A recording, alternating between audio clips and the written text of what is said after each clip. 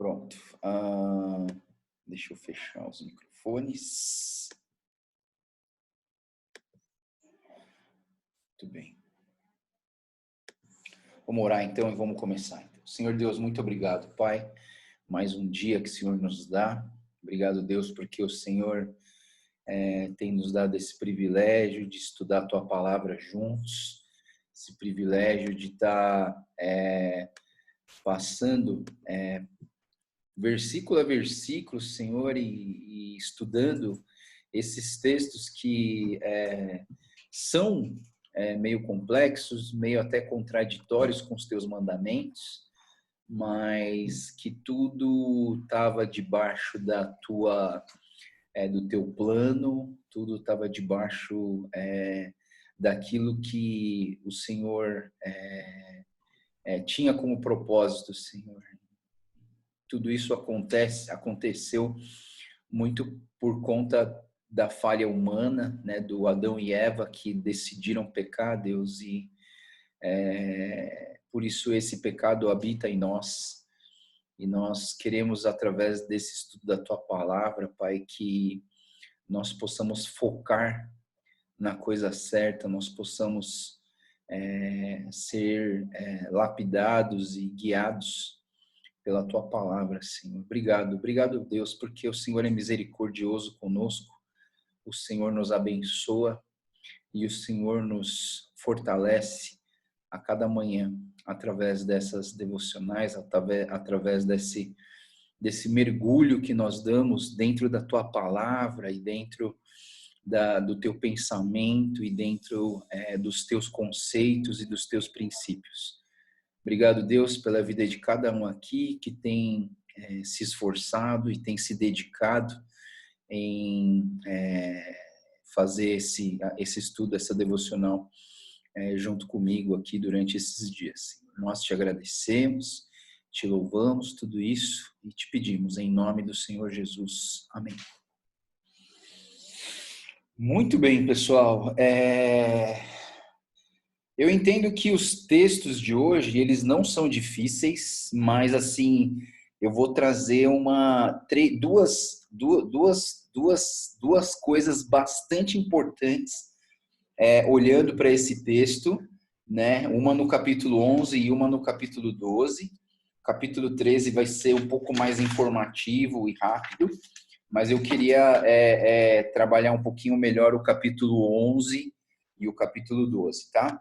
Então, vamos olhar para o texto bíblico do capítulo 11. E o capítulo 11, ele começa...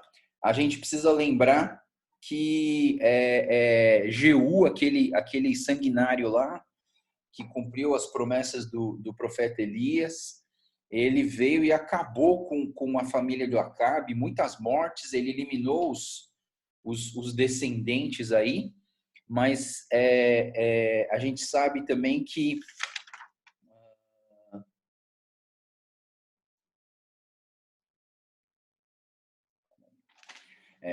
e aí a gente sabe, aqui no capítulo 11, então começa que essa mãe do Acasias, que era, mãe de príncipe, rainha, né? E aí, como morreu todo mundo ali, sobrou essa senhora, essa mulher aqui, ela mandou matar toda a família real para sobrar só ela, mas aí para ela se tornar rainha aqui, né? E aí o que acontece no versículo 2, que essa tal dessa Joseba, filha do rei Jorão, irmã do Acasias, pegou o Joás, que era um bebê na época, né? Um dos filhos do rei, que todos os meninos descendentes eram para ser mortos, mas ela pegou esse Joás, colocou num quarto e ela guardou, ela escondeu esse bebê, né? Parece um pouco até o Moisés, quando foi escondido, né? E foi enviado ali, sobrou o Moisés, né? E assim também sobrou o Joás aqui por conta de um cuidado dessa tia Joseba. E até assim, a primeira coisa que eu queria falar para vocês que são tias, né? Vocês que são tias, não tia assim, que eu chamo vocês de tia, mas assim, vocês têm sobrinhos, né? Vocês que têm irmãos, e os irmãos têm filhos que são seus sobrinhos, aqui está um exemplo de uma tia exemplar, uma tia que protegeu o seu sobrinho, uma tia que cuidou do seu sobrinho, uma tia que deu vida, protegeu da morte o seu sobrinho, né? E eu queria colocar aqui para vocês, né? Uma coisa importante, como tia, você, como tia, como tio, a gente tem essa responsabilidade de orar pelos nossos sobrinhos também, né? Eu acabei de ser tio de novo, né? Semana passada ou retrasada nasceu o Davizinho, que é o filho do meu irmão, né? E eu tô orando por ele, e eu creio que nós precisamos lembrar. Hoje eu queria até convidar você, né? Você guardar um tempinho, depois que acabar essa devocional, ora pelos seus sobrinhos, coloca o nome deles no papel, né? Meu sobrinho, nome tal, sobrinho, nome tal, assim, né? Não sei se você, de repente você que tem muitos irmãos, talvez você não vai lembrar de todos, tenta lembrar do máximo de sobrinhos que você conseguir, coloca os nomes deles nos papéis e ora pela vida deles, né? Eu quero que cada um de nós aqui sejamos bons tios como a tia Joseba, né? A tia Joseba salvou a vida do Joás, inclusive ela, por causa dela, o Joás se tornou rei, né? Porque essa tia foi uma boa tia. Versículo 3, com 6 anos ele ficou escondido dentro do templo do Senhor. Então, assim, esse menino foi escondido, ele não foi que nem Samuel, consagrado para ficar dentro do templo, né? Mas ele foi escondido para não morrer mesmo, ele ficou dentro do templo do Senhor, enquanto essa mulher, Atalia, governava o país. No 7º ano do sacerdote Joiada, mandou chamar a sua presença no templo do Senhor. Então, assim, esse Joiada, então vamos lá. Esse sacerdote Joiada também é uma figura de respeito aqui na nossa história. O sacerdote Joiada, com certeza, ele consentiu com a guarda desse Joás, desse menino, desse bebê, e apoiando essa tia Joseba.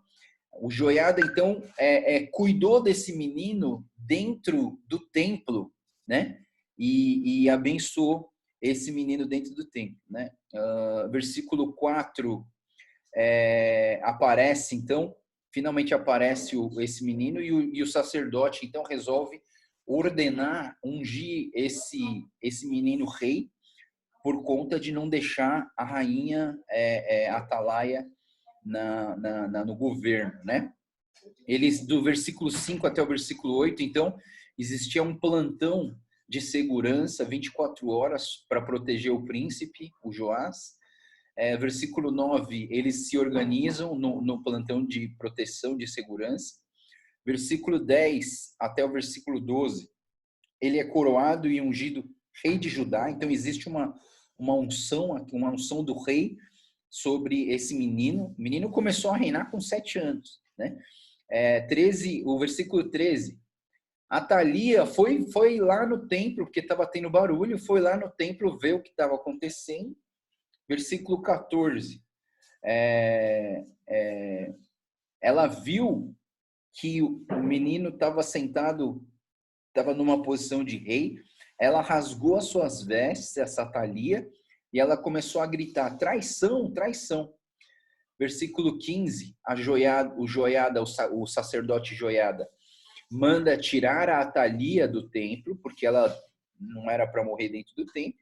E no versículo 16, mataram ela no terreno do palácio, lá fora, que não era para matar dentro do templo, né? Versículo 17, o Joiada faz uma aliança com o Senhor, o rei e o povo, né? Então, essa foi muito interessante essa conexão do que o Joiada fez com o Senhor Deus. O rei seria o líder aqui na terra e o povo, que seria o povo que vai ser cuidado. Então, ele confirmou essa aliança do Senhor com o povo. Versículo 18. Esse rei Joiada, junto com a tutoria, né, o tutor Joiada, o sacerdote, ele conseguiu construir um conceito e uma personalidade nesse menino muito boa, e eles então destruíram os templos de Baal. O líder sacerdote do Baal, que chamava Matã, e o rei ocupa o seu lugar, e diz os textos daqui que o povo se alegrou com com esse rei, e versículo 21 diz que ele começou a reinar com 7 anos. Bom, a primeira coisa que eu queria, na verdade, não é a primeira coisa, que eu já falei bastante coisa, mas eu queria pensar com vocês um pouquinho, para todos vocês, e foi meio proposital que eu comecei essa devocional trazendo para vocês uma perspectiva de que a maioria dos que estão estudando aqui a Bíblia são mulheres, né? E eu queria trazer uma reflexão aqui bastante polêmica, meus queridos irmãos e irmãs. Uma questão bastante polêmica sobre o feminismo. Olhando para essa mulher chamada Atalia, mãe de Acasias, que mandou matar a família real para ela se posicionar no trono. E eu queria falar um pouquinho sobre o movimento do feminismo, tá? Eu não vou aqui criar polêmica, e eu também não vou criar. Aqui não é um ponto de discussão no sentido de que cada um de vocês pode se manifestar e brigar comigo. Não, eu não quero brigar com ninguém. Eu só quero trazer o meu ponto de vista cristão sobre o feminismo, olhando para essa mulher, a Thalia, que era uma mulher que se posicionou de uma forma radical, que se colocou no trono e que governou durante 7 anos o Judá. E eu queria que a gente pudesse pensar um pouquinho nesse movimento feminismo hoje e o que seria um movimento feminista saudável, né?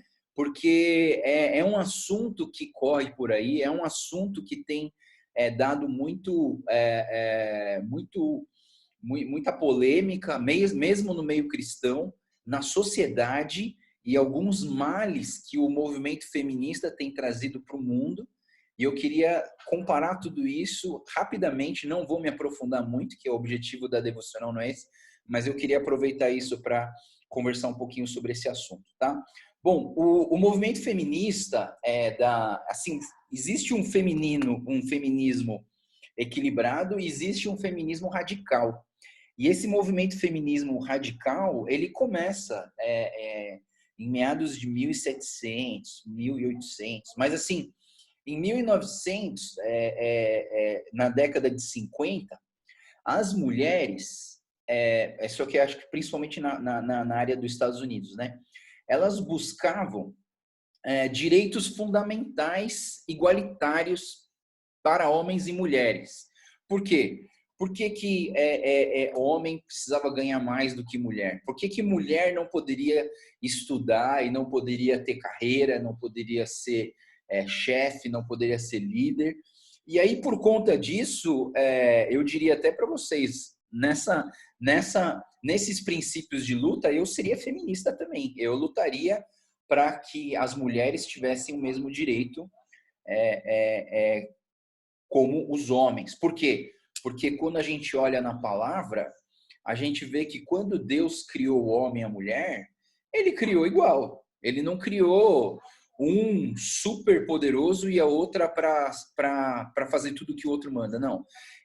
Deus criou o ser humano, a mulher e o homem, os dois à imagem e à semelhança de Deus. Os dois têm o mesmo valor, né? Então, assim, o que acontece nessa perspectiva do feminismo, depois dos anos 50, a coisa começou a desgringolar.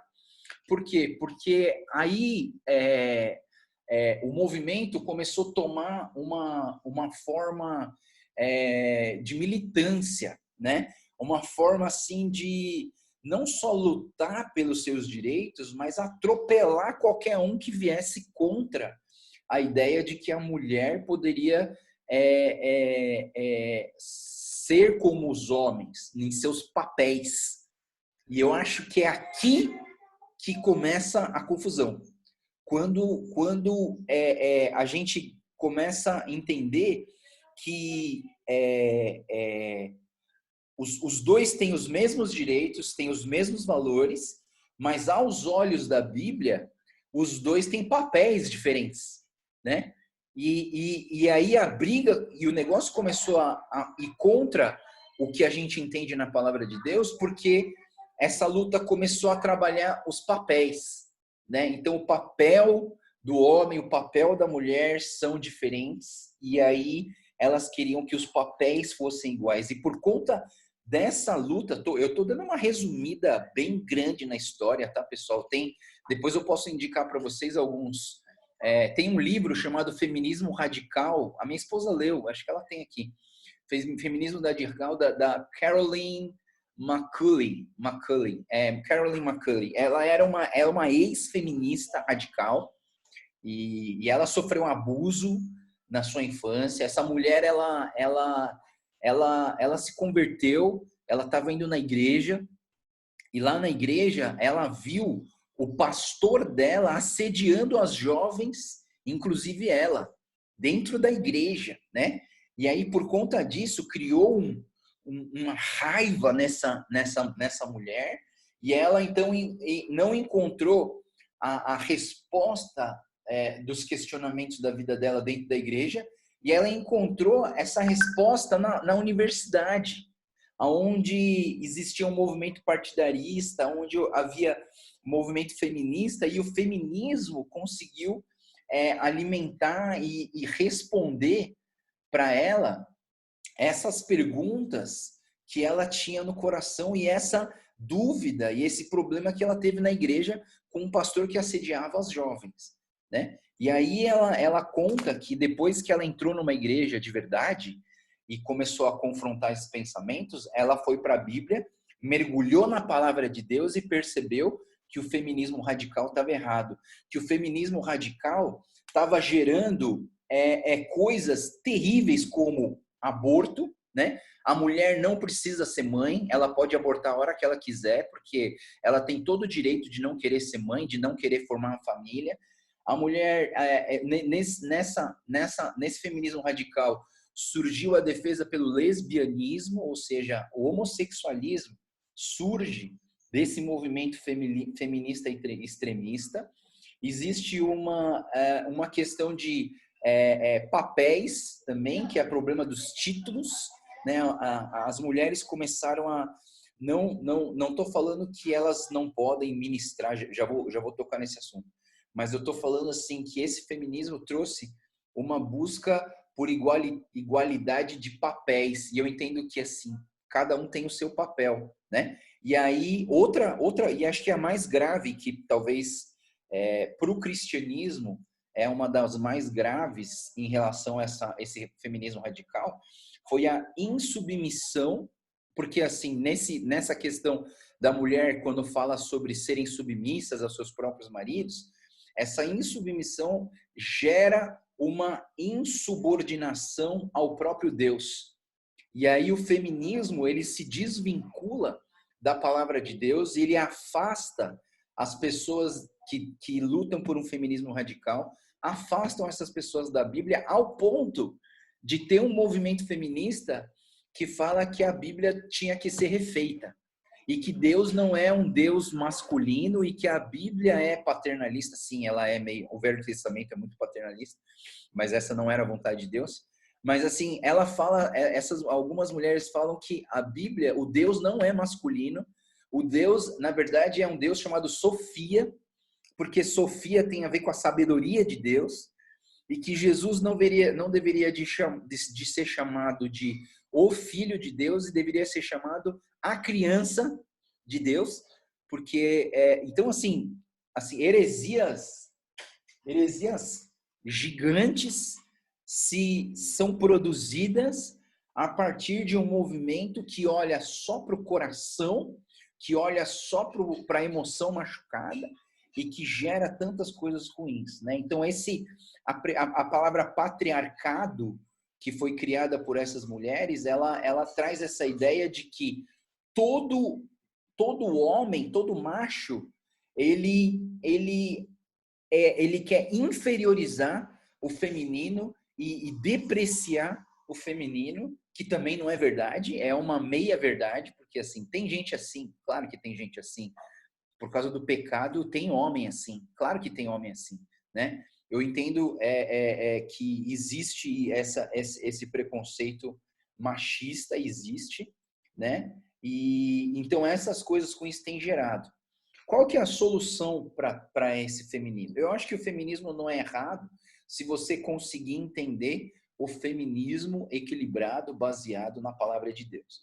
Então, a primeira coisa que o feminismo baseado na palavra de Deus se apoia é: os homens e as mulheres têm os mesmos direitos e os mesmos valores.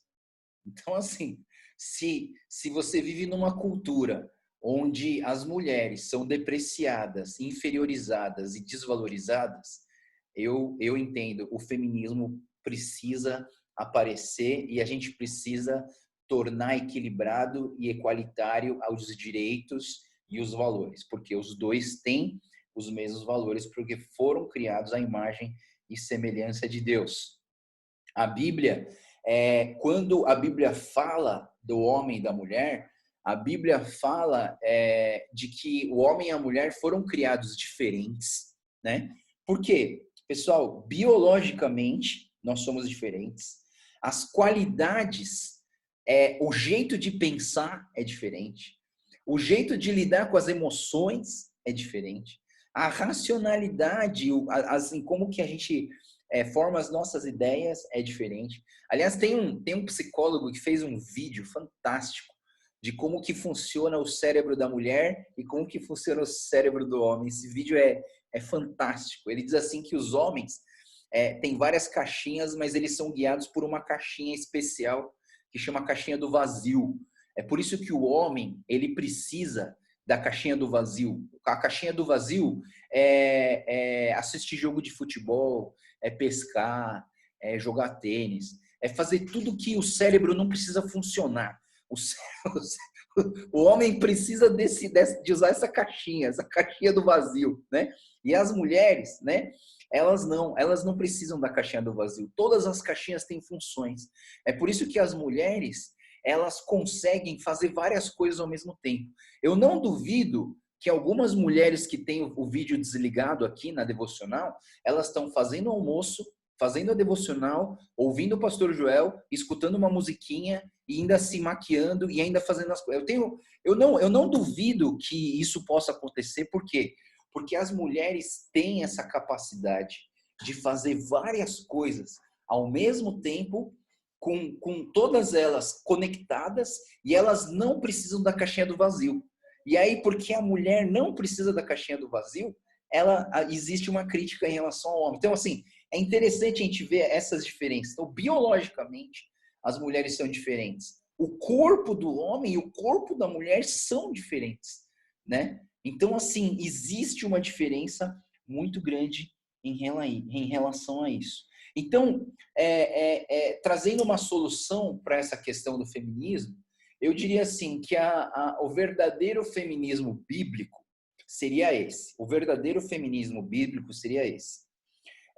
Um feminismo que olha para a Bíblia como regra de fé básica para a vida cristã. Ou seja, o feminismo bíblico nunca vai desassociar ou querer mudar as palavras da Bíblia para que a Bíblia concorde com os conceitos humanos e egoístas dela ou dele, né? Então, assim, tô dizendo, o feminismo pode ser tanto por homem como por mulher, né? Mas, assim, a Bíblia, num verdadeiro feminismo cristão, toda mulher tem que, todo pensamento precisa estar de acordo com a palavra de Deus, né? Então, assim, duas coisas que precisam acontecer num feminismo cristão é equilíbrio e o evangelho, o poder da palavra dentro desse pensamento, né? O pensamento bíblico de feminismo, ele não vê diferença de valor entre o homem e a mulher, né? Então, eu não enxergo de maneira alguma diferença de valor, que o homem vale mais do que a mulher, né? Não, eu não vejo isso. eu vejo que o problema, o feminismo cristão verdadeiro, ele aponta para um problema. Sabe qual é o problema? O problema é o pecado. E o pecado, tanto em homem como em mulher, traz a maldição da morte eterna, do castigo eterno sobre a vida do ser humano. Né? Então, assim, o feminismo bíblico, ele aponta um problema. Qual que é o problema? O problema é o pecado. Qual que é a solução dentro do feminismo bíblico? A solução básica do feminismo bíblico é olhar para a cruz de Cristo, entender o seu sacrifício, entender o poder regenerador, restaurador, redentor da cruz sobre as nossas vidas, tanto de homem como de mulher. Os homens podem ter pensamentos errados sobre as mulheres? Sim. Eles têm? Têm. Mas as mulheres têm pensamentos errados também? Também têm. Por quê? Porque ambos têm uma coisa chamada pecado, que é o problema básico do ser humano. Né? E outra solução que a gente pode aprender dentro de um verdadeiro feminismo bíblico seria a questão da busca pela complementariedade dos sexos. Então, assim, eu preciso das mulheres assim como as mulheres precisam de mim. Né? Quando a gente casa, a gente precisa entender isso. O homem precisa da mulher como a mulher precisa do homem. E aí o casamento é um outro problema dentro do feminismo. Por quê? Porque se você, dentro do seu casamento, você resolve lutar, isso é um feminismo dentro do matrimônio. Você quer lutar para que o seu papel seja igual o do marido ou do seu cônjuge, e aí que vem o problema. Os seus direitos e os seus valores são iguais, mas quando a gente começa a trabalhar em papéis, em funções, é diferente, né? Então, assim, biblicamente a gente entende assim, que o homem, dentro de um casamento, dentro de um relacionamento de matrimônio, o homem deveria, aí vem uma palavra que eu vou trazer para vocês, deveria ser o governo, ser o líder espiritual da casa. Mas o que acontece? Né? O que acontece? Eu assim, atribuo muito desse problema por conta de que os homens, durante muito tempo, eles têm se enfraquecido. Porque o homem busca a caixa do vazio, o que acontece?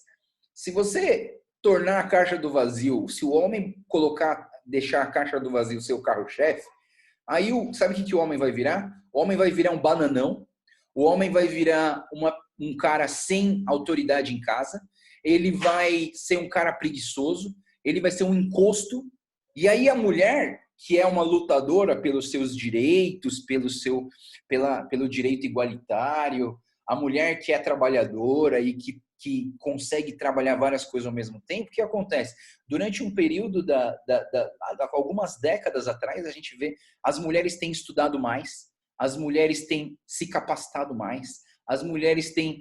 Se você faz concurso, as mulheres entram mais do que os homens, né? As mulheres, tem mais mulher na faculdade do que homem, né? Então, por quê? Porque aí eu vejo assim que houve um crescimento, sim, um desenvolvimento do lado feminino e as mulheres começaram a alcançar postos mais altos do que os homens até. E aí que, assim, quando você traz isso para dentro de casa e você vê dentro de um lar onde a mulher ela tem um salário maior do que o seu marido, e aí essa mulher começa a falar assim, não, já que eu ganho mais, então eu mando no pedaço. E aí se você pegar o papel, né, o papel do homem, aí é aí que eu acho que a gente vai mexer num ponto importante do ensino bíblico, do que a gente olha para a Bíblia que o homem deveria ser. Então não é culpa da mulher, não é culpa, não, eu não coloco isso como culpa das mulheres, né? Não estou julgando e não estou acusando ninguém, nenhuma mulher aqui de ser o problema da situação, mas o que eu estou dizendo é mais o problema do homem. E eu vou dizer para você que sabe quando que isso começou? O enfraquecimento da liderança masculina dentro de casa. Você sabe quando que isso começou? Em Adão e Eva. Em Adão e Eva. Sabe por quê? Porque a gente pensa assim, né? Quem pecou, o Adão ou a Eva? E muitas vezes que a gente pensa se você é um cristão bom, você já logo já deve ter pensado na resposta. É os dois, né? Mas eu vou dizer uma coisa para vocês, não é os dois. Não é os dois.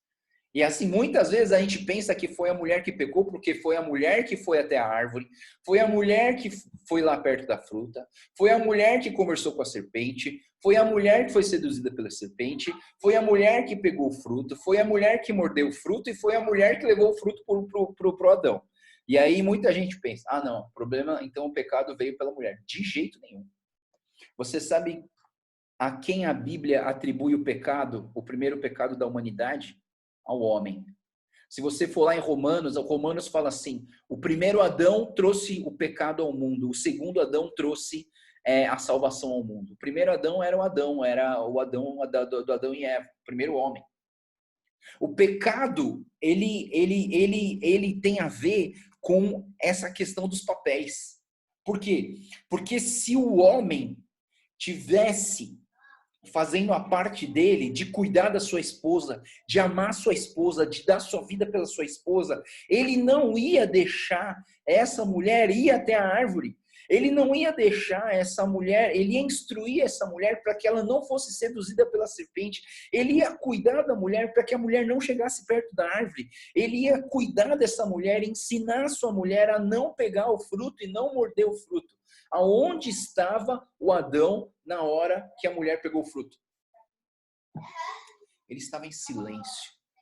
E muito provavelmente ele estava ali no cantinho olhando, esperando ela cometer esse ato deplorável e de desobediência ao Senhor, para ele chegar lá e também usufruir desse pecado e dessa fruta. Então, o que eu quero dizer para vocês eu acho que o problema do feminismo vem desde Adão e Eva. O Adão não se posicionou como um verdadeiro líder que ele devia ser dentro da sua casa. E por isso aconteceu todas essas coisas, né? E eu queria dizer para vocês, nos dias de hoje, a gente tem muitos problemas de matrimônio por conta dessa disfunção de papéis, dessa confusão de papéis que acontece entre o homem e a mulher. Pastor, então me ajuda, vai. Me ajuda porque eu quero saber, então, como resolver esse problema. Primeiro, para a gente resolver esse problema, a gente tem que confiar no Senhor, a gente tem que olhar para a Bíblia, né? Existem instrumentos e estratégias para te ajudar nisso, né? A Universidade da Família tem um projeto, tem uma escola chamada Mulheres Únicas. Então, isso trabalha a questão dos papéis e dos valores das mulheres. E do homem, tem o nome, Homem ao Máximo, né? E o Homem ao Máximo, ele trabalha a masculinidade dos homens. Então, assim, eu acho que isso seria algo importante para a gente trabalhar na nossa igreja. Eu vou ver se eu consigo encontrar alguém que possa dar esse curso para a gente. Vou lá na Universidade da Família conversar com alguém para a gente ver se a gente consegue trazer isso, porque isso resolveria muitos dos problemas dos casamentos e resolveria muitos dos problemas de como ensinar os nossos filhos a terem uma verdadeira perspectiva bíblica do que é ser um homem de Deus e do que é ser uma mulher de Deus baseado na palavra de Deus, tá? Pessoal, eu quero dizer para vocês que eu admiro muito as mulheres, eu admiro muito as mulheres. Eu também tenho uma posição ministerial em relação à ordenação de pastoras, né, de mulheres. Então, assim, isso não vou falar agora porque vai demorar muito, mas assim, eu creio que existe uma igualdade, um equilíbrio que a gente precisa ter em relação aos valores e aos direitos das mulheres e dos homens, mas eu quero dizer que eu entendo que os papéis são diferentes. Não vou entrar nisso agora, porque senão a gente vai muito longe. Só queria dizer para vocês que a sensibilidade espiritual das mulheres é algo que nós precisamos... Isso tem que chamar a nossa atenção. Porque quando você olha na palavra de Deus, no Novo Testamento, os maiores exemplos de pessoas tendo um encontro verdadeiro, transformador, íntimo e de consagração no Novo Testamento, a grande maioria eram mulheres. É a mulher samaritana, é a mulher lavando os pés de Jesus, e a gente vê que existe um exemplo, a Bíblia no Novo Testamento, ela é exemplar nessa questão, de que as mulheres, na sua dedicação, no seu coração de sensível, elas conseguiam ter um relacionamento de intimidade com o Senhor Jesus. Olha para a história de Marta e Maria e você vai perceber o quanto que existe de intimidade. As mulheres conseguem. E nós, homens, precisamos aprender com as mulheres a ter intimidade com o nosso Deus. É nítido como que a gente precisa pensar nisso, né? Então, assim, eu vou terminar esse pensamento aqui, mas eu só queria deixar isso para vocês, né? Então, essa rainha Atalia, quando eu vejo essa mulher Atalia tomando posse do reino, tomando a frente do reino e reinando durante 7 anos Judá, eu acho que essa mulher aqui, ela não buscou os caminhos do Senhor, ela fez o que o Senhor reprova, inclusive nem está escrito aqui na Bíblia que ela fez o que o Senhor reprova, porque o próprio fato dela ter tomado o reino para si, já foi algo que Deus assim ficou assim, não, isso aqui não vou nem comentar direito, né? Então assim, foi um erro, foi uma falha, e eu queria trazer um pouco dessa perspectiva feminista para a gente pensar. Vamos para 2 Reis, capítulo 12. Claro, pessoal, se vocês quiserem comentar, se vocês não concordam comigo, se vocês não gostaram do que eu falei, por favor, depois você escreve para mim, pode falar o que você quiser, fala assim, pastor, não gostei do que você falou, eu vou entender, vou conversar, né? Se você tiver uma outra opinião, se você acha que eu estou errado, não tem problema, pode me escrever. Eu quero ser um pastor acessível, eu quero ser alguém que conversa, eu quero ser alguém que não sou o detentor da verdade absoluta, tá? Eu sou imperfeito, né? Eu só estou falando, por conta de questões como essa, eu como líder, eu preciso estudar isso. Eu preciso mergulhar nesses assuntos. Inclusive, a minha esposa sabe muito mais do que eu sobre o movimento feminista. E aí eu chamei ela para dar esse estudo hoje, esse apêndice da devocional, só que ela estava trabalhando, ela não ia poder hoje, né? Mas a minha esposa, ela pode falar. Acho que falar de feminismo por uma voz masculina pode até ser um negócio que causa um mal-estar, né? Mas quando a conversa do feminismo vem de uma voz feminina, é diferente, né? Então, assim, minha esposa tem uma posição muito legal, muito bíblica em relação ao feminismo, e eu convidei ela, mas ela disse que ela tinha que trabalhar e cuidar do consultório dela, não conseguiu hoje, tá?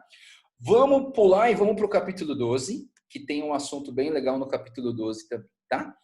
2 Reis, capítulo 12. Antes de começar o capítulo 12, deixa eu fazer uma propaganda. Pessoal, tem um dorayaki aqui, ó. Isso aqui é um dorayaki. Para quem não sabe o que é um dorayaki, dorayaki é um docinho japonês, não sei, feito de massa com creme.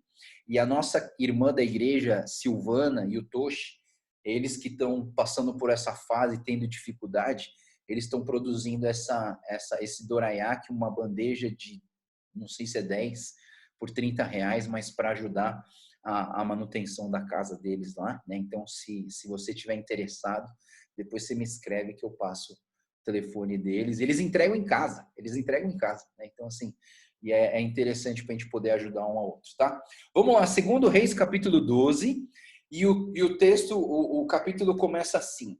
No 7º ano do reinado de Jeú, Joás começou a reinar e reinou 40 anos. Né? Então, até os 47 anos, ele começou com 7 anos, até os 47 anos ele reinou. O nome da sua mãe era Zíbia. E aí aqui eu vou dizer uma coisa para vocês. Se fosse eu que estivesse escrevendo essa Bíblia, eu ia escrever assim. E o nome da sua tia era Joeba, entendeu? Assim, porque aqui, claro, ele está falando sobre a descendência, mas a presença dessa tia chamada Joseba foi tão fundamental na vida desse Joás que valeria a pena colocar o nome dessa tia aqui nesse texto, né? Então, se você não tem sido uma tia muito presente, intercessora dos seus sobrinhos, hoje é o dia de você começar, é o dia de você ser intercessora dos seus sobrinhos. Eu tenho uma tia que ora por mim todos os dias. Essa tia é fantástica, né? Aliás, acho que eu só tenho tia maravilhosa, né? Tanto as de sangue como as da igreja. As tias da igreja são quase minhas mães, né? Então, fantástico.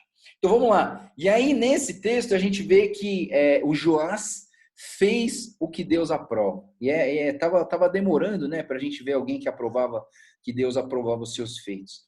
Joiada foi seu tutor. Joiada foi aquele que orientou Joás desde a sua infância. Os altares, aí versículo 3, diz que eles derrubaram os altares idólatras. Claro, eu acho que o Joiada, sendo tutor do Joás desde pequenininho, esse Joás ele cresceu ouvindo a palavra de Deus. E é isso que eu queria trazer de importância nesse segundo capítulo. Mas vamos passar no capítulo inteiro, né? Então, depois ele fala que toda a prata ia ser direcionada para a reforma do templo. Os sacerdotes, aí tem uma coisa meio corrupção aqui, sabe? Não entendo se era isso mesmo ou não. Mas assim, até o 23º ano do Joás, os sacerdotes ainda não tinham restaurado e usado a prata de oferta para restaurar o templo. Então Joás, ele pede, o versículo 7, ele pede uma explicação dos sacerdotes e ele proíbe que os sacerdotes fiquem com o a mais das pratas. Os sacerdotes, no versículo 8, eles concordam e começam a usar, então, toda a prata para reformar o templo. É a primeira vez que a gente vê aqui uma caixa de oferta perto do altar, que seria o que a gente chama hoje nosso de gasofilácio, que é o que muitos chamam de saquinho de oferta, né? Mas, assim, a gente... É engraçado que na nossa igreja, eu procurei mudar um pouquinho a forma de se ofertar para a gente valorizar mais essa questão da oferta como adoração, como louvor ao Senhor. E eu trago aqui para quem é membro da nossa igreja, e mesmo se você não for da nossa igreja, for de uma outra igreja, eu quero que você se conscientize da necessidade de você continuar ofertando sobre a sua igreja, tá? Porque o funcionamento da sua igreja, né? A igreja tem contas para pagar, a igreja tem até o salário do pastor, até, sabe, todo recurso que é usado para a igreja existir, ela existe por conta das ofertas, né? Então, assim, as ofertas são importantes nesse tempo de quarentena. Talvez a gente fale assim, não, eu vou juntar tudo, quando voltar para a igreja eu entrego. Faça do jeito que você quiser, só não deixe de fazer a sua oferta ao Senhor. Então, essa oferta foi usada para os carpinteiros, para os construtores, para os pedreiros, para os cortadores de pedra, para trazer essa restauração. E também não era negligenciado, versículo 13, não era negligenciado o salário dos sacerdotes, porque fala que a prata aqui, alguma prata também era guardada para o trabalho dos sacerdotes. E essas pratas também não diz aqui o texto que não eram usadas especificamente para construção de utensílios do templo, né? Mas, e o versículo 15, eu achei o versículo 15 fantástico, pessoal. O versículo 15 me comove o coração. Diz assim que não se exigia prestação de contas dos que pagavam os trabalhadores, pois agiam com honestidade, né? Agiam com honestidade. Então, existia uma honestidade daqueles que supervisionavam as ofertas entrando nesse templo. Estou falando dessa época, tá, pessoal? Porque em outras épocas talvez não tenha acontecido isso.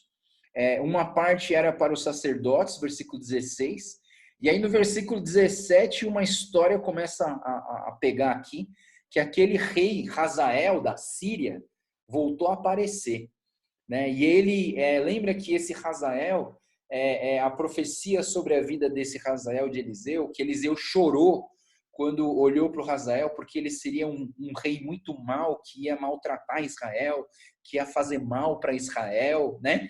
Então, assim, esse rei Hazael, ele começa a atacar Israel, ele ataca Gate, conquistou essa terra importante das terras de Israel, e depois ele decidiu atacar Jerusalém.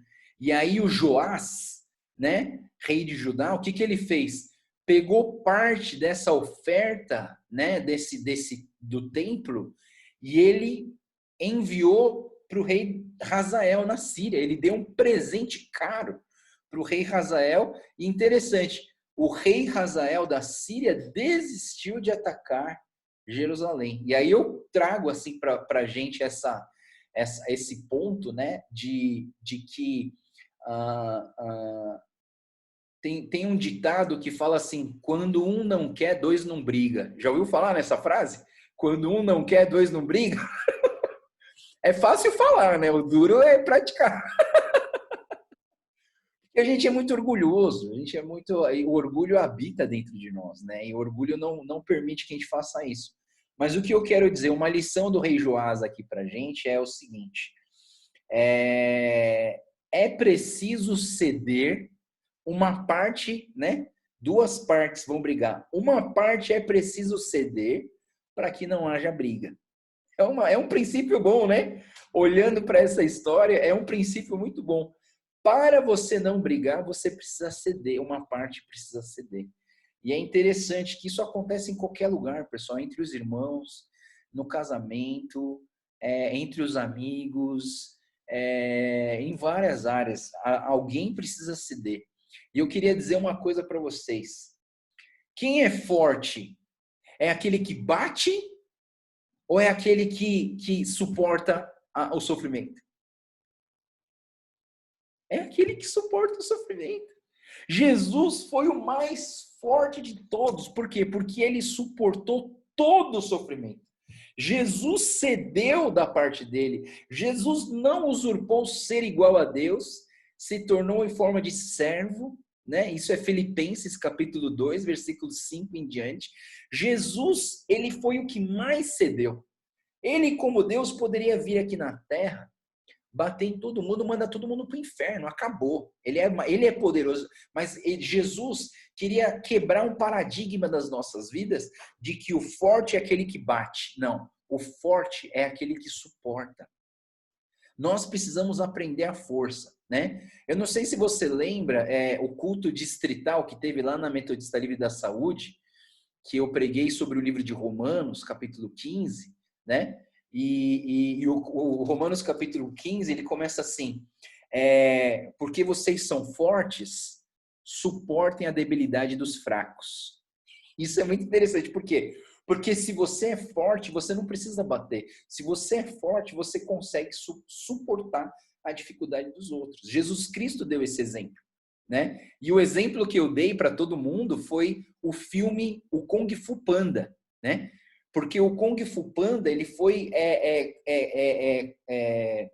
escolhido para ser o grande dragão guerreiro, ou seja, dentre todos os maiores lutadores da China, o maior lutador de todos não era o tigre, não era o rinoceronte, não era o leão, não era... Não, o mais forte era um panda. E o panda, ele não tinha força, ele era engraçado. Ele só sabia comer.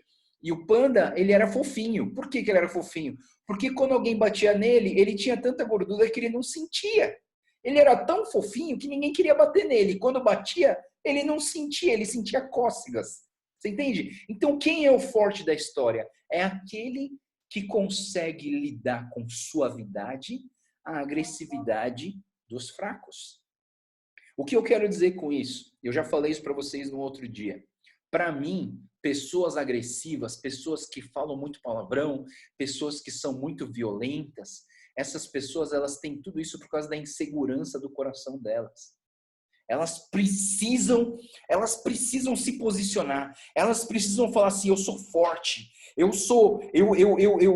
me vangloriei. Eu tenho títulos. Eu fiz as melhores faculdades. Eu tenho mais sabedoria. Eu tenho mais capacidade. As pessoas inseguras, elas têm a tendência de se colocar como um exemplo para mostrar que é forte. Porque uma pessoa que é forte não precisa dar exemplo da vida dela. As pessoas veem isso nelas. Uma pessoa rica não precisa mostrar que tem dinheiro. Quem precisa mostrar que tem dinheiro é quem é pobre. Quem é pobre fala, nossa, eu quero ter esse anel, eu quero ter essa roupa, eu quero ter esse carro. E aí a pessoa pobre é que quer mostrar que tem. Quem tem não precisa mostrar, não é verdade? Quem tem não precisa mostrar, né? Então eu vejo que pessoas violentas e agressivas são pessoas inseguras e fracas. Os fortes são aqueles que cedem, né? Então dentro de um casamento, eu sempre tento olhar dessa forma. O forte é aquele que cede, não é aquele que bate. O forte é aquele que cede, né? Eu sei que é difícil, pessoal. Eu sei que é fácil falar. É muito fácil falar. O duro é transformar isso na prática. Mas eu quero falar. Bom, na verdade, não era isso que eu queria trazer desse capítulo. O ponto mais importante desse capítulo é o relacionamento do sacerdote Joiada com o menino Joás. E eu queria trazer aqui para vocês, é um vídeo de 5 minutos, vocês vão assistir esse vídeo e eu quero que vocês entendam a importância que precisa ser dada nas nossas vidas e na nossa igreja em relação ao ministério infantil, tá? Então, assista esse vídeo, vai passar aí no seu celular, no seu computador, de alguma forma você vai conseguir enxergar isso e eu quero que você assista esse vídeo agora, se o meu computador permitir. Presta atenção nesse vídeo, pessoal. Ouça e assista ele direitinho. Depois eu mando para o YouTube, se você quiser assistir ele melhor, tá?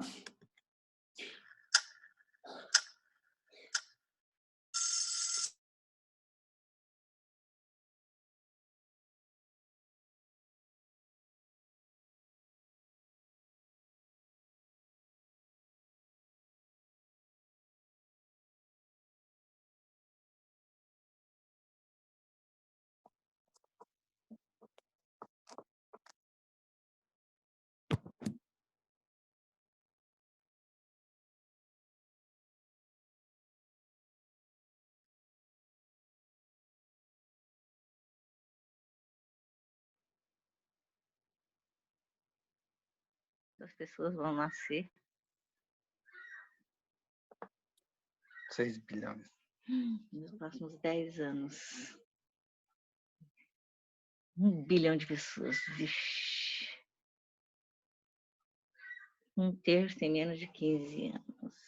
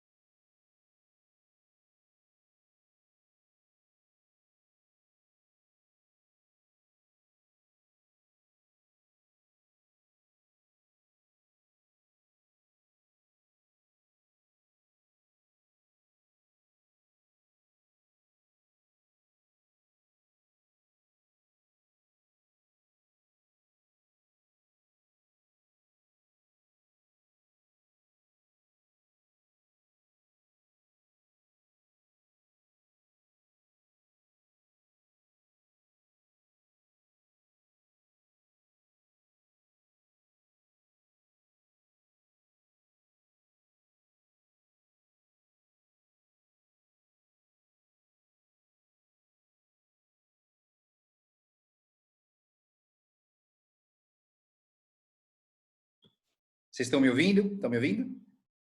Isso. Então eu queria que a gente pudesse olhar esse vídeo e entender a importância de nós valorizarmos o ministério infantil. E você que é vovó, você que é mãe, você que é tia, você que está perto de crianças, nós precisamos dar uma atenção sobre as nossas crianças. Quando eu vim para a Igreja da Vila, quando me convidaram, eu estava pregando no Retiro da Vila para as crianças. E quando me chamaram, uma das coisas que mais assim, que me cativou para entrar na Igreja da Vila foi as crianças. Eu falei assim, eu quero ser um pastor que investe nas crianças e eu quero que essas minhas crianças sejam jovens consagrados no Senhor Jesus. Eu quero que as crianças sejam investidas hoje na nossa igreja. O mesmo valor que se dá para o culto dos adultos se dá para o culto das crianças. A gente quer investir a mesma quantidade de dinheiro para as crianças, para os adultos. A gente não quer oferecer pouca coisa, o resto.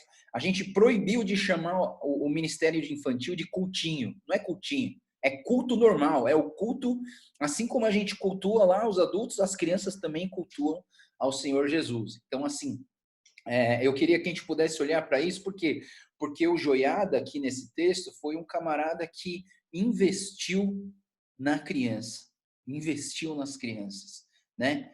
E eu entendo dessa forma que nós precisamos olhar as crianças. Provérbios 22:6. Ensina a criança no caminho que se deve andar, e quando ela se for mais velha, não se desviará desse caminho. Talvez você conheça jovens hoje ou adultos hoje que estão afastados de Deus, mas que conheceram o Evangelho quando eram pequenininhos. E eles têm uma chance muito grande de voltar para o Evangelho. Ore por eles. Ore por essas pessoas que se desviaram. Esse vídeo ele fala que mais ou menos 1/3 do mundo são crianças. 80% das pessoas que vivem o cristianismo se converteram quando eram crianças, né? Então, assim, nós precisamos levar esse ministério a sério, né? Então, assim, se você tem crianças por perto, eu sei que agora tá difícil, né? Porque a gente nem consegue ver as crianças, né? Vocês que são vovós, titias, nem consegue ver as crianças, mas assim, isso vai acabar. Isso vai acabar. E você, como vovó, como titia, como mamãe, você tem um papel fundamental na educação dos seus netinhos, dos seus filhos e das crianças da igreja. Olhem as crianças da igreja como seus filhos, como seus netos. Olhe para todos, não olhe só para aqueles que são seus de sangue, mas assim, pelo sangue de Jesus, eles são seus netos, são seus filhos, e a gente precisa olhar para essas crianças, valorizar essas crianças, investir nessas crianças. É por isso que eu, como pastor, eu faço questão de ir nos acampamentos de criança, de organizar os acampamentos de criança, de brincar com as crianças, de ficar lá com as crianças, né? E eu gosto demais disso, mas não é só porque eu gosto, mas porque eu acho que isso é fundamental na vida cristã e no reino de Deus. Amém, irmãos? Então vamos lá, vamos terminar o capítulo 13 e acabar então essa devocional de hoje. O capítulo 13, ele é bem, vou trabalhar ele de uma forma bem informativa, mas no 23º ano de Joás, o filho Joacás se tornou rei de Israel e reinou durante 17 anos. Versículo 2, ele fez o que o Senhor reprova, ele seguiu os caminhos do Jeroboão. A ira do Senhor vem através de Hazael. Mais uma vez, a gente vê no versículo 3 que o Hazael, rei da Síria, ele continua assolando Israel. Versículo 4 a 6, o Joacás buscou favor do Senhor, pois o rei da Síria estava oprimindo, né? Diz aqui que Deus enviou um libertador, não sei exatamente, talvez a gente vai ver mais tarde quem é o libertador para Israel. Ele providenciou um libertador que ajudou um período, mas não foi um período muito grande, porque eles continuaram a praticar, versículo 6, eles continuaram a praticar pecados na dinastia de Jeroboão, e eles continuaram sendo assolados pela Síria. Versículo 7, assim, o exército da Síria ganha e massacra o exército de Joacás, sobra só algumas coisas, 50 cavaleiros, 10 carros, 10 mil soldados, mas assim, eles eram muito grandes e só restou isso. Versículo 8 e 9 diz que Joacás morre, e o seu sucessor é o Jeoás, que reinou 16 anos. Versículo 11, também esse camarada só fez o que o Deus reprova. Versículo 12 e 13, Jeoás morreu e o seu sucessor, Jeroboão, em algumas Bíblias, eles chamam de Jeroboão II, é o Jeroboão II, tá? Não é aquele Jeroboão que ressuscitou, não, é um outro Jeroboão. Eu já falei para vocês, muitas vezes os nomes na Bíblia, eles se repetem, né? Vários nomes se repetem, né? Inclusive, no Novo Testamento, o nome João, o nome Maria, é um nome que se repete. Então, na Bíblia existe isso, muita repetição de nome, tá? Versículo 14, o Eliseu fica doente, o Joás vai visitar e fica triste. E aí, o versículo 15 a 17, acontece um negócio estranho, né? O Eliseu pediu para trazer arco e flecha, e essa flecha que ele atirou ia se tornar a vitória contra os sírios. Versículo 18, Eliseu fala, pega as outras flechas e bata no chão. E ele já tinha falado que a flecha ia ser a vitória.